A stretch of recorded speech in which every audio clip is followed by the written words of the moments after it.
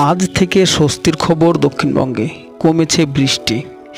জারি রয়েছে উত্তরবঙ্গে ভারী বৃষ্টি। আজ থেকে কমে গেল বৃষ্টি দক্ষিণবঙ্গে।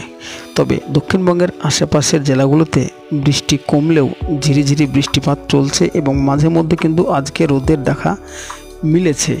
তবে আবহাওয়া দপ্তর সূত্রে জানা যাচ্ছে নিম্নচাপ ক্রমশ সরছে ঝাড়খণ্ডের দিকে।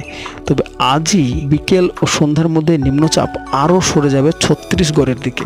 তবে উত্তরবঙ্গে আজ ভারী বৃষ্টির সতর্কতা রয়েছে। সক্রিয় মৌসুমি অক্ষরেখা গাঙ্গেয় পশ্চিমবঙ্গের উপর নিম্নচাপ এলাকা দিয়ে উত্তর পূর্ব বঙ্গোপসাগর পর্যন্ত রয়েছে। এর প্রভাবে আরও প্রায় 16 থেকে 17 ঘন্টা উড়িষ্যা উপকূল অর্থাৎ সমুদ্র উপকূল উত্তাল থাকবে। তবে অন্যদিকে আজ কলকাতায় বৃষ্টিপাতের সম্ভাবনা রয়েছে অনেকটাই কম।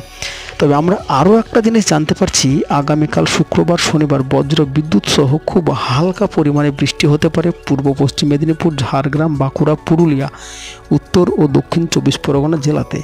এবং রবিবার থেকে সেই বৃষ্টির পরিমাণ বাড়বে দক্ষিণবঙ্গে। তো আগামী সোমবার ভারী বৃষ্টির সম্ভাবনা থাকছে উত্তর ও দক্ষিণ 24 পরগনা জেলা।